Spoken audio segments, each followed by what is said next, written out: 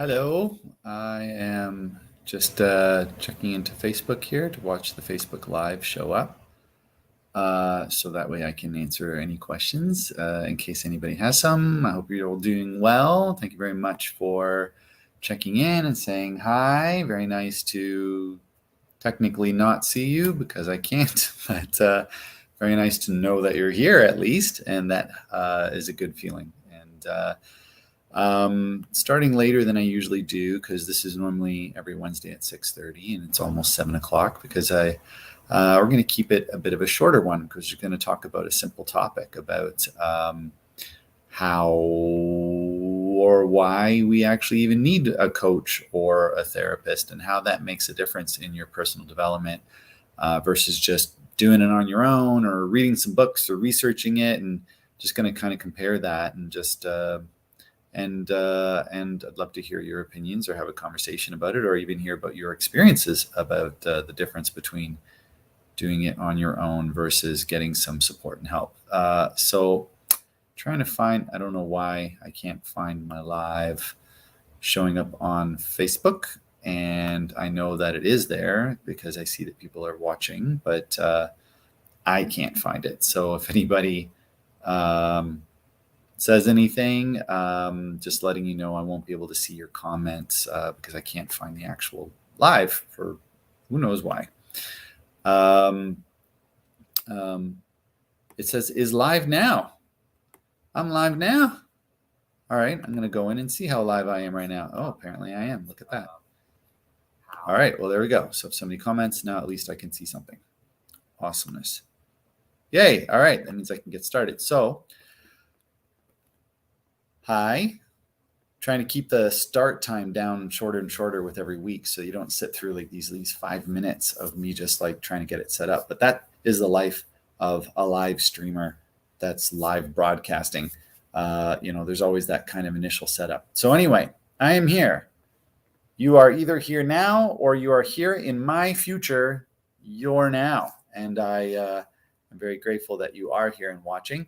I really wanted to just kind of touch in on the subject this week of when we're going through a personal growth situation, when does it matter?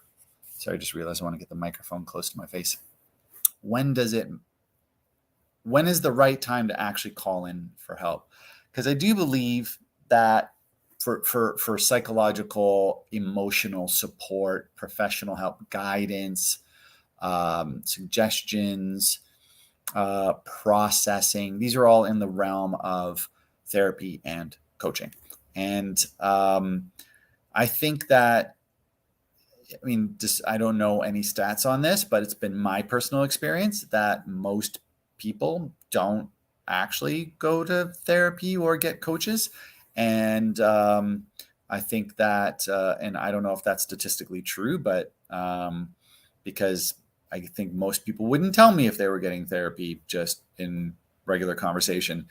But I know that I did actually go get marriage counseling before I had my divorce. I got anger management counseling just to see if I actually had an anger management problem, which I don't really believe I did. And I've done business coaching and received that and guidance. And I can think about so many times where I thought to myself, I'm going to figure it out. I'm going to do the best I can. I'm going to research. I'm going to watch videos. And ultimately, I could actually move forward. I could try some things out, trial and error out some possibilities and see what works and doesn't work. And the times where I really actually reached out for a therapist or a coach was kind of like if we're trying something out, like making a change in our life, deciding to leave a job, or trying to figure out whether or not the thoughts in our head are normal or excessive. Are we getting more mentally unstable, or are we more grounded with our thoughts? And whenever there's like a major change away from anything that is the norm or the comfort zone, our minds can start to question if what we're moving away from was really the best, or if what we're moving towards is really the best.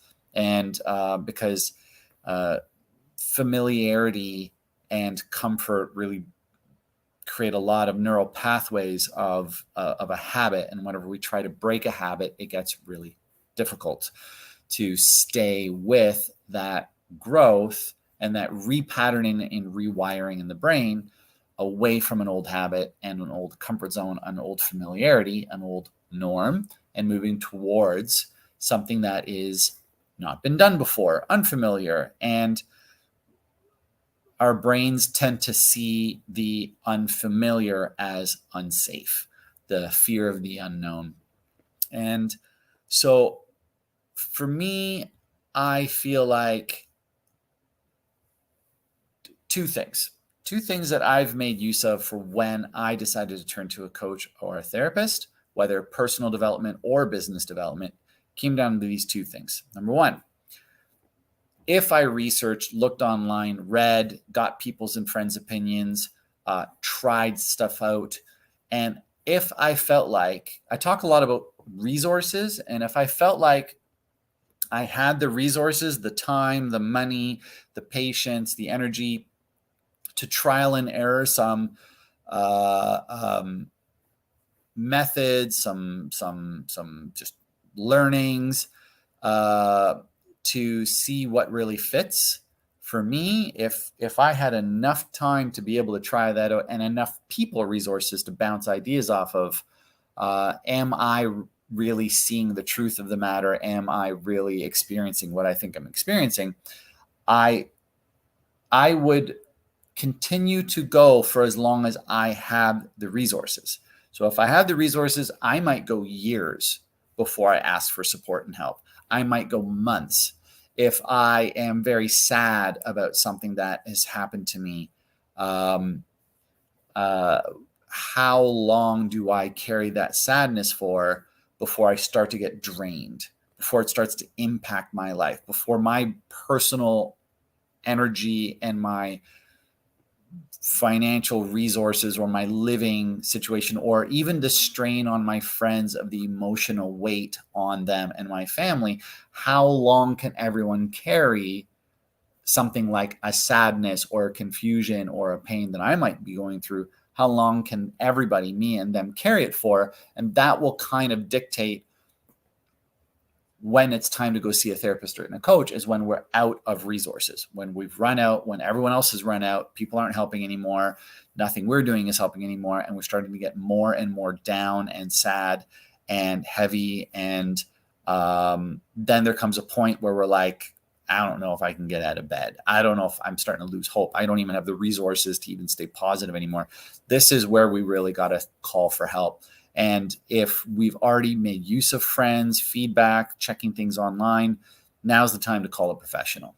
And when else would I call? Because really, when the resources kind of run down, when else would I call? Right. The other time I call on a coach and a therapist is if I think that things are going well. I have the resources to keep going. I don't feel sad. I feel happy with the decisions I'm making. But if all of the people around me that are supporting me are starting to call out something in me, and even if I have the resources to sustain, let's say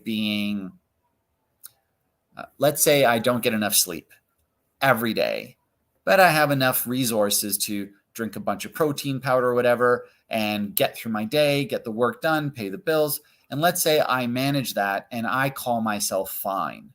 If I start hearing from everyone around me that I'm talking in a very kind of sounds angry or sad or short, my tone is abrupt or sounds uncaring, unempathetic, if I don't know that I sound that way because I'm tired or exhausted, even though I'm coping, even though I can maintain, even though I have the resources to keep moving through that, I will start to think that's normal. If everyone around me starts telling me that I'm talking short or that I sound like I'm just kind of angry at them or something, or uninterested, if I can't hear it, but everyone around me starts to point it out, if I can't, I can say this again, if I can't hear what they can hear and what I think is okay or normal, everyone else doesn't think is okay or normal, the question starts to come in the brain, am I going crazy or is everyone going crazy? And I'm the sane one. And that's where talking to a professional coach or therapist can teach us or show us by example, so that we can discover for ourselves what feels right to us. Hold on 1 second. What page are going crazy? What page are going crazy? Okay. Then there's reflection. There's a form of kind of like showing us examples, but the professional or coach will know what their opinion is, and they will try and see if we feel like we're being guided towards the clarity that should or could be best for us that we don't know, we can't see, that we're not at our best. Is that clear? I used a lot of words there because I'm kind of making this up as I go to try and explain it. And but the concept is there. Let me just, I don't know why everything, oh, that's why. I'm sitting on a keyboard and it's playing and pausing the playback in Facebook. So suddenly the still picture of me started like, and I was like, why? What's happening to my stream? And it's because I was sitting on the play pause button. We're going to put that aside. So recap, if I'm running out of resources and what I'm doing isn't working and improving my life, go talk to a therapist or a coach. If I feel like I am getting by just fine and I think everything's normal, but everyone else is trying to point out that I'm not seeing things at I'm using the word normal, but psychotherapy, they might use the word neurotypical, or people might just say common to the people that you're with, whatever the case may be.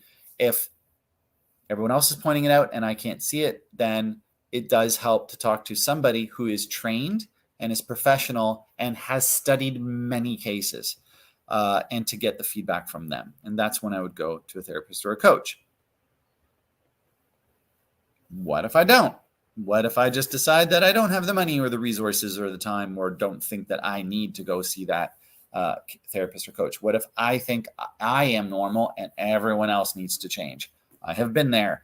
And I have been there where I thought, no, I'm pretty sure the way I see it is normal and everyone else is just like, I don't know, not necessarily wrong, but just maybe not seeing it in a way that's best for me. Maybe they're projecting. And how does a person get out of this habit of spending a very long time growing a habit of a way of thinking that things are like the way that an alcoholic can drink 4 times more than everybody, and while they're slurring and stumbling, they actually think that's totally normal and socially normal, but also feels very comfortable in their body because of tolerance. But to everyone else, they're like, you're slurring pretty bad and you're really stumbling. And to them, they're like, no, I'm fine. I see everything perfectly well. And it's like, in therapy, they say you can only go so far to try and make somebody see what is happening to them. And you just basically have to protect them until that time wears off. But if in times in my life where I've been overworked for literally months on end, it's very, very normal that every day feels like the same. And it's very difficult to hear or see that what other people are saying is true. So how do you break out of this? So what I find with like a coach or a therapist that is very helpful, or if you don't have access to a coach or a therapist, what I find very helpful is to find, this actually happened where a therapist started showing me movies and asking what I thought about the man in the movie. And what did I think about his thoughts? And what did I think about his speech patterns? And what did I think about the way he was? and I would have an opinion about it. And she would just smile and nod, because you can't always break somebody out of months of thinking a certain way and feeling a certain way. You just got to start showing them things that are very similar. So if she kept showing me videos and movies of men that kind of looked like me and were my age, that were acting in these roles where they had either a condition or a situation just like mine. And when I was watching it on the screen, I would have an opinion of them that was actually in alignment with everyone's opinion of me. But when asked if I thought the same thing about me, I would say, no, I don't have that problem. I don't talk like that. And it was the skill of the psychotherapist at this point to know where my true self was, my healthy self was. What is my anchor point? And how far off of that anchor point was I? And she knew what direction to send me. And because you can't hear it from people sometimes, seeing examples of people that are just like you helps a lot. And that's something that's really a great skill of a therapist and a coach, is knowing how to present ideas to you where it doesn't sound like they're suggesting ideas. And it's a way of guiding a person to their own realization. Sometimes when people are loud talkers, I'm Italian, Italians can be loud talkers, okay? And when we're in a family gathering and we're just talking to each other, it can sound pretty loud and hands moving and lots of emotive movements, and to some people can walk into that room and be like, wow, people are really talking really loudly.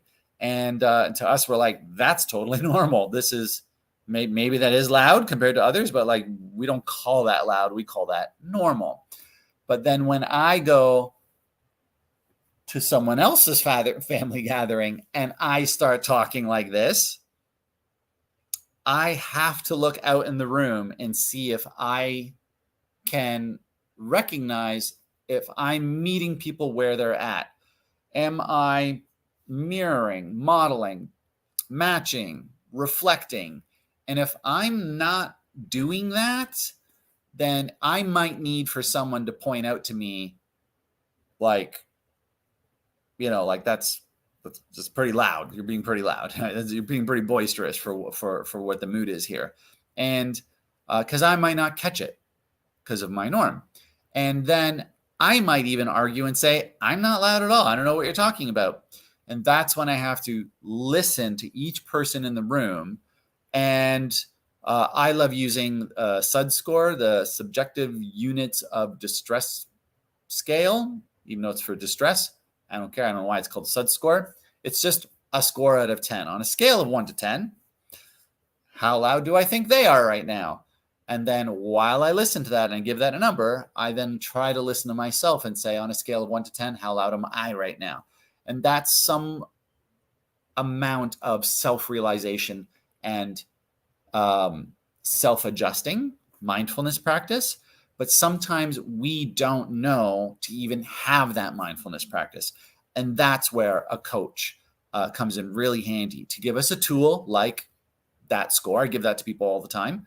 And to actually role play that with us and be gentle with us and guide us with compassion into understanding that maybe we aren't seeing things as at the same perspective as others.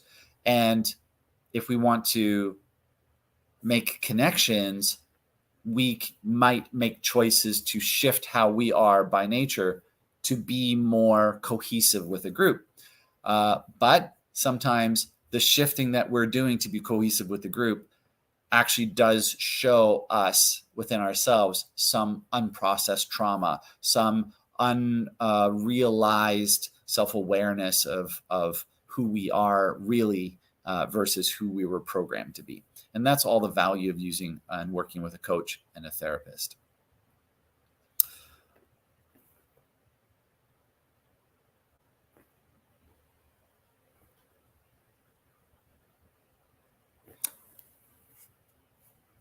Sounds like that's good enough.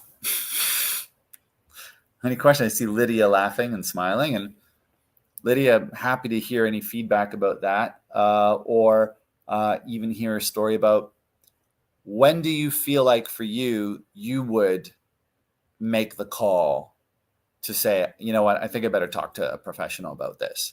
It's kind of like when somebody's at home and they know a little bit about plumbing and there's like a leak. And so they kind of fix the leak, but it keeps leaking. And then they try again and it keeps leaking. They try again, it keeps leaking. And it's like, that's fine if there's no damage. We have the resources to allow that kind of time. And let's say it doesn't really cost anything. They just keep trying to fix it themselves.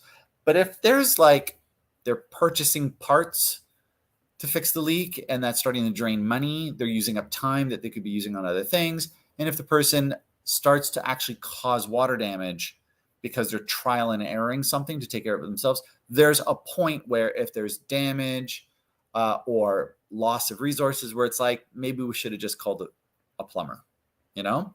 So this is kind of generically what I'm talking about, but how do we apply that to personal development, self-awareness, personal growth? I'm looking over. Where's my on camera to you guys? That's my Facebook. That's Facebook. That's Lydia in my StreamYard. Oh.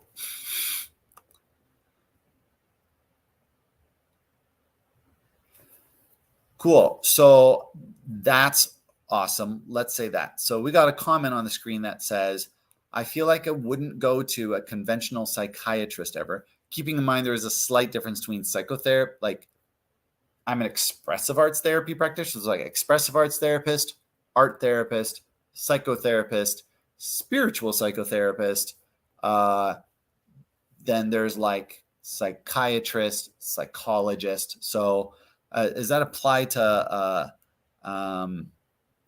yeah. And do you, is that to say, are you generalizing when you say, I don't feel like I would ever go to a conventional psychiatrist ever, to all like psychotherapist? And so just so you know, the way I explain any form of psychotherapy versus coaching is that a psychotherapist is deemed and regulated to have shown skill and knowledge, trained knowledge, to be able to guide a person into their past to an unprocessed emotion that may cause a trigger, an emotional trigger, and we call that destabilization, where a person may become destabilized in their mental health and their personal coping mechanisms.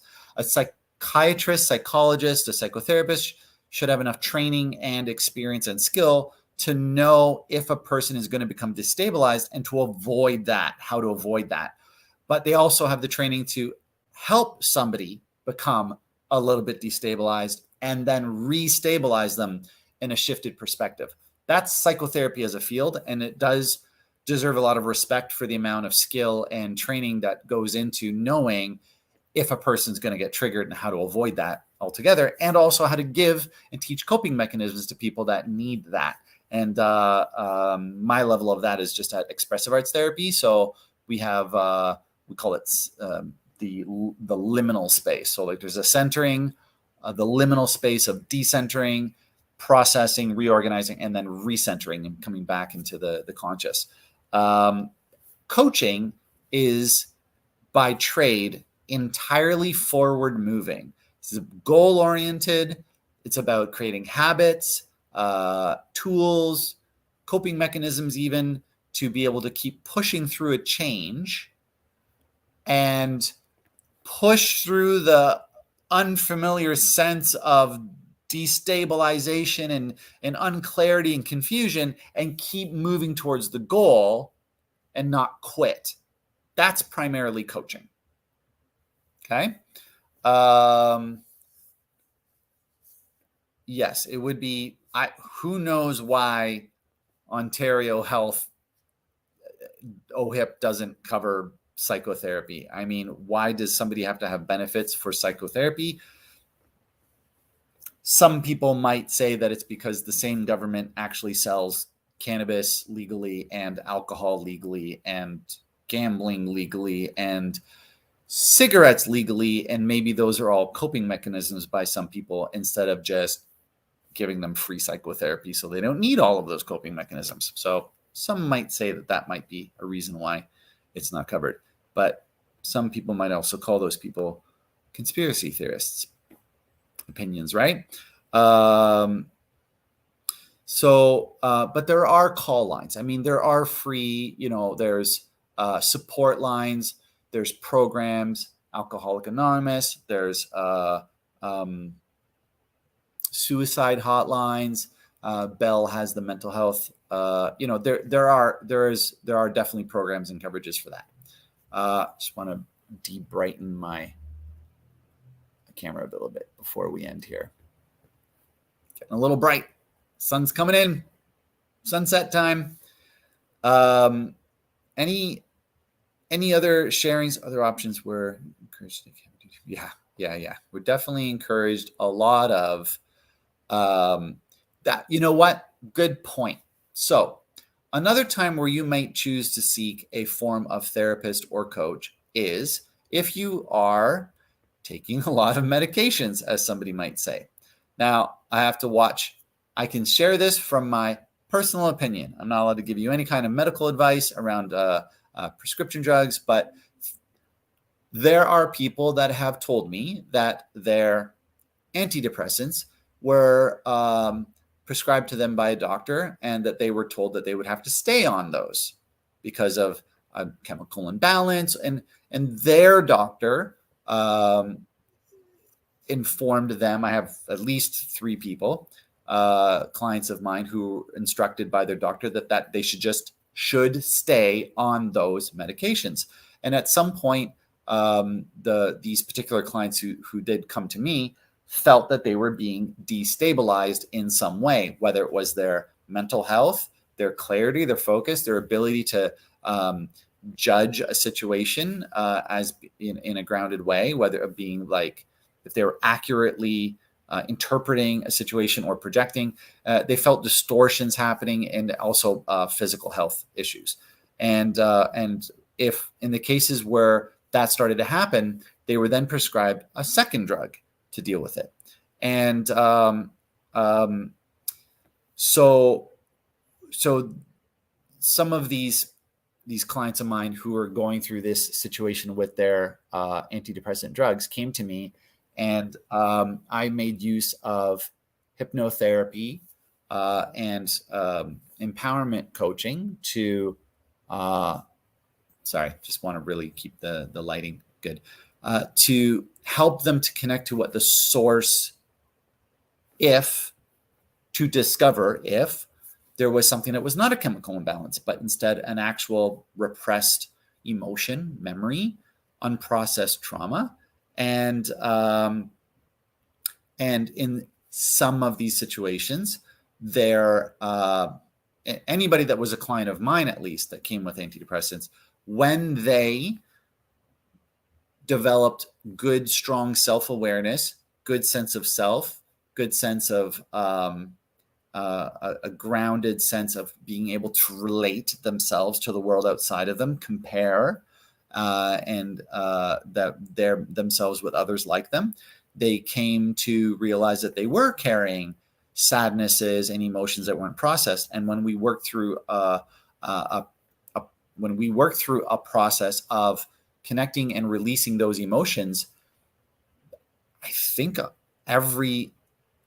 all 3 of those clients that came to me with antidepressants now take no antidepressants.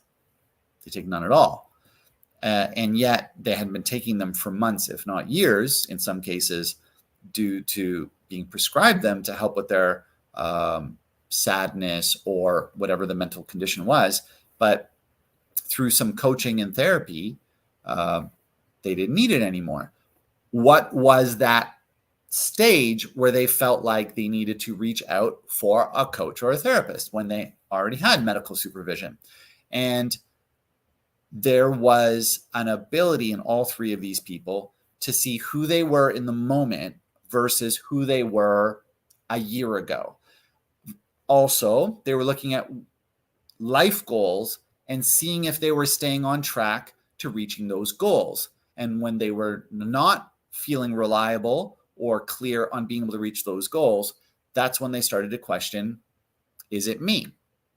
And or is it just I'm not educated enough? Or is there a skill that I'm lacking?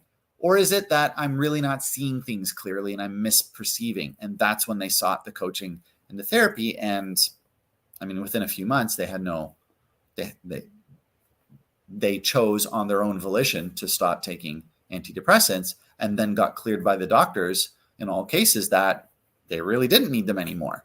So that's a great example of when to go for a therapist and coach, is that loss of a sense of self, which is intuitive, by the way. There is something inside of us that feels like something's missing, distorted, just doesn't feel aligned.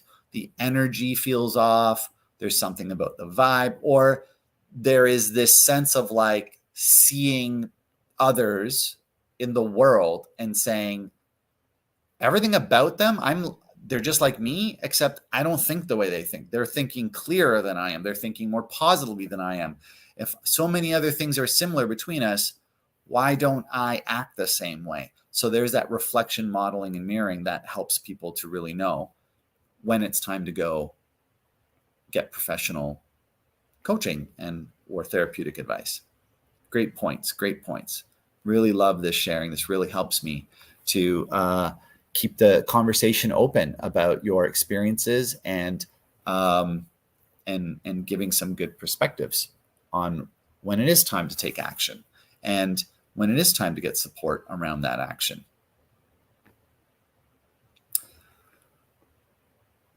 If there's any other questions or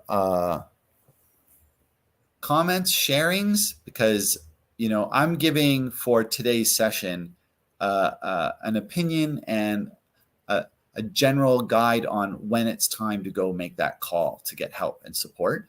And your particular situation is very independent. And honestly, that's kind of another good reason to talk to a therapist and a coach, is to be like, everything I've seen online doesn't directly seem to relate to me.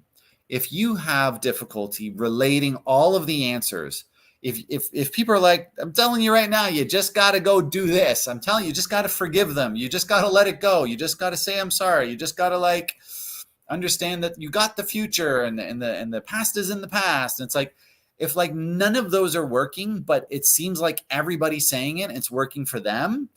If you're the odd one out, that's a really great time to go talk to a coach or a therapist. Is like, why are the things that are working for everybody not working for me? What am I doing wrong? And just sometimes just a little bit of that, a reflection or a clarity. And that comes from a therapist or coach really genuinely having a good understanding of what it's like to go through what you're going through, so they can use your words. Say, you probably feeling this. People in your situation say these kinds of words and they have these kinds of experiences in their body. And if you're like, check, all the symptoms are there. And then when the advice comes back out, you should try this. And if you're like, everyone tells me to try that, but it's like, once you go through a check system,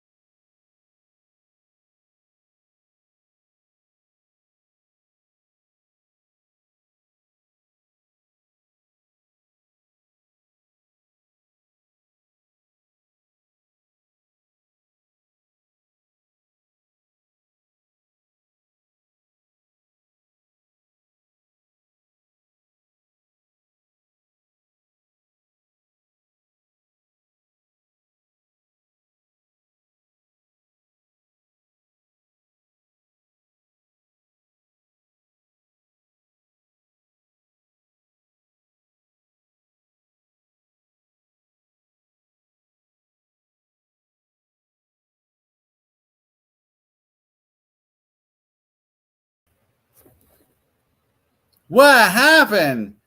Well, I'll tell you what happened. The laptop wasn't plugged in.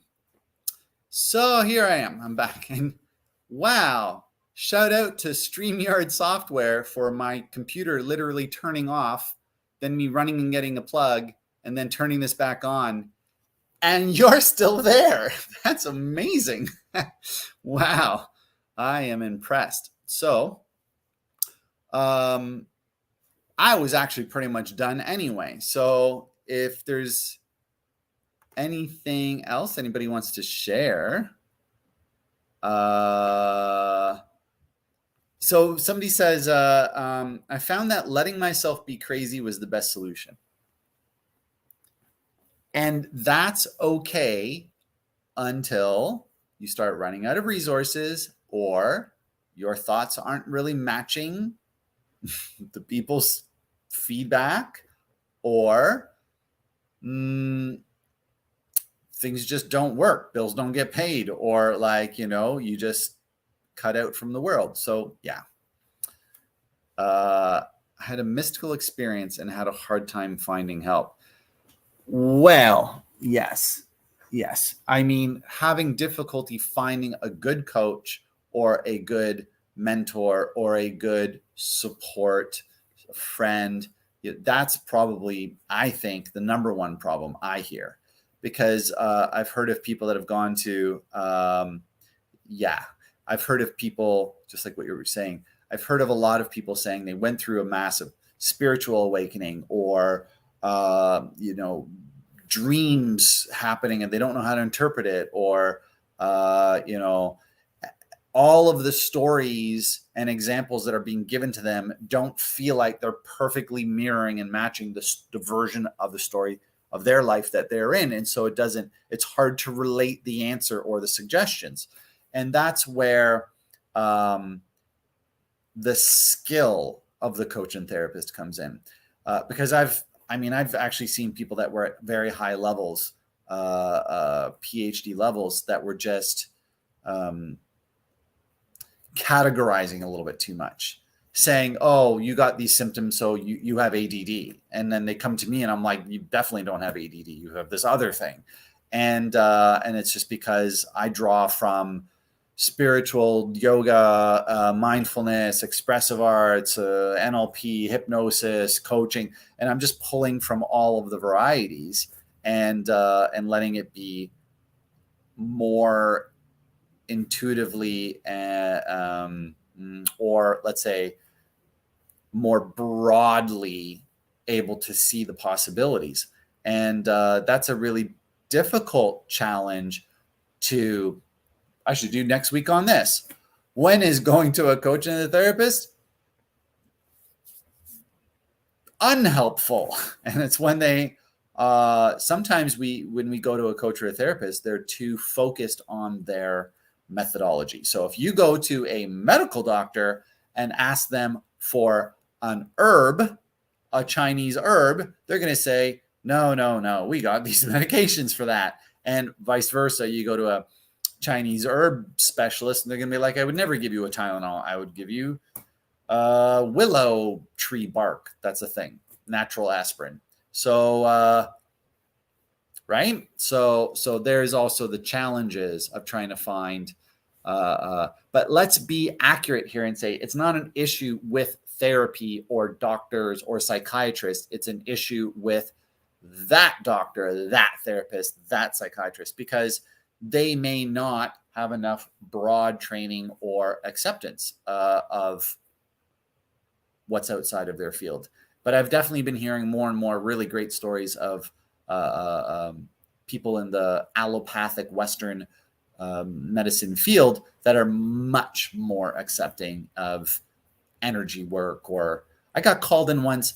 For a person that was dying, and her traditions from Colombia, I'm pretty sure, where they did plant medicines like ayahuasca and other things. And I got called into the hospital where I was asked to do some energy work and prayerful healing for this person that was literally on her deathbed. She was going to die within hours, and I got called in. And I show up in a hospital room with like a turkey wing and literally this hat on, my hat. Okay. I'm wearing this. And I got a flute and this beautiful, I got rattles from, got my, pull this, I got this beautiful Hopi rattle with me and, rattles from Peru. And thank you very much. Yes, a very special hat. Many, many, many years that grew for. And the nurses are like, and I'm like pulling out like Palo Santo and sage. They're like, we can't, this lady's dying cancer. We can't light things in her room. We can't. And I'm like, you got a window? Like, you just open a window. They're like, no, it's a hospital. You can't light an incense. And I'm like, what? It's literally medicine. Like literally, if you inhale this, it actually makes you better. It's like, I actually have a medicine stick handmade in Tibet. It's medicine. You literally inhale the medicine. And they're like, we can't light stuff in here. And I'm like,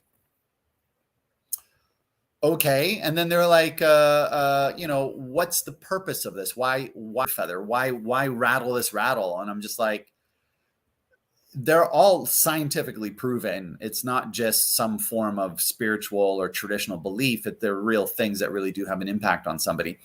And like, I mean, once I put that hat on, they kind of, and I put kind of a poncho on, and they like, were like, okay, we'll allow it. We'll give you 20 minutes. The nurses have to stay in the room because it's a person who is incapable of speaking or moving because she's about to die. So we can't really officially get her verbal approval on what you're going to do to her. And I'm like, well, our family's standing right there, and they're the ones who called me. And they're like, and they're like, well, she hasn't spoken or ate or moved. And I went and kind of intuitively felt in and used empathic connection with this woman who was lying there. And also, again, because it's all science, I know that at a certain brain state, you're in a hypnotic state. So she's technically in a dream state at theta level, which means I know I can give her hypnotic suggestions. So I start speaking to her about that her family is there, that she's surrounded by so much love, that she can feel comfortable and relaxed now. And her breathing started changing. Like, there's medical proof. Heart rate changes. She starts moving.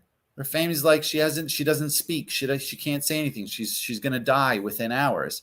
And I'm like, that's a belief based on history, but that's not what I know to be true about the future. And so I kept speaking to her, and within, 5 minutes, she opened her eyes and started talking. And the nurses were like, holy crap. And then they said to me, that's amazing. If we lock the door and have somebody stand outside, we could allow you to light the incense, and we'll open the window. Right? That's why I say, as much as some of these medical people have a training, they have a protocol, they have law that they have to follow. When they see truth in action, many of them now are actually very accepting. And of course, they're literally standing in front of this woman's entire family, who's like, this is normal for them. This is how they would treat her in Colombia. So, we are moving into a world where there's much more acceptance of a variety of types of coaching and therapy. And in this particular case, it was at the last moment that I got called in. So there were no resources left in her. There was no way to save this person at that moment. She literally, I think, passed away within something like 8 to 12 hours of me seeing her. So it's like, when should they have phoned? When could I have given some support and help in some way that may have set a belief or mindset in this person that could have saved her? I'm not guaranteeing it, but I have ideas. I got knowledge. So this is kind of, I didn't plan to share that story, but it's a really good example of sometimes you just got to get in a, call a professional. And I'm talking generically, not about this lady, because she was literally surrounded by professionals, but, calling a variety of professionals, getting an opinion from this kind of professional and that kind of professional. And that's where, somebody like me, where I have like 16 certificate, no exaggeration, 16 certificates. They're not all for coaching and therapy, mind you, but like I have like 16 certifications and trainings, and I'm just like pulling from a very wide variety of options to help you to connect into what your intuitive sense of your alignment is, what your core truth is, instead of trying to stick you in some kind of preconceived, published system, and that's where, for me, personal empowerment really comes from. And this is why I do this now as my full-time living, because I see the necessity to connect people back into their truth, into their alignment, into their sense of self, and not be completely influenced or controlled by everyone around them. But we have to know when it's time to make a call and get professional opinion, because maybe we're supposed to be more influenced and actually do take on a little bit more control from those around us if we don't have it. And there's that feedback. Okay. So that feels more complete that we've gone through that now. And I love that you're here sharing these comments and these stories, which is why this is live and not pre-recorded, is to have this interaction to really speak to you where you're at right now today. So thank you very much. I'm going to call that done for the night. And you can see the sun it's a lot brighter in my room than what you see on the camera, but we're losing light. So I'm going to go. And I really do appreciate your time and your energy and your commitment to your own personal growth by watching these videos and learning something new and different. And hopefully it empowers you to know that you have a lot of, you have a lot of say in your personal growth, and getting enough opinions and getting enough direction will really ultimately get you into a place where your self-awareness will kick in and your self-healing and self-alignment will return to you. And it comes down to knowing that it's just getting the right advice and the right guidance sometimes to trigger that. Okay. So have a great night. You too. Have a great night. Thank you very much. And much love to you. We'll see you next week.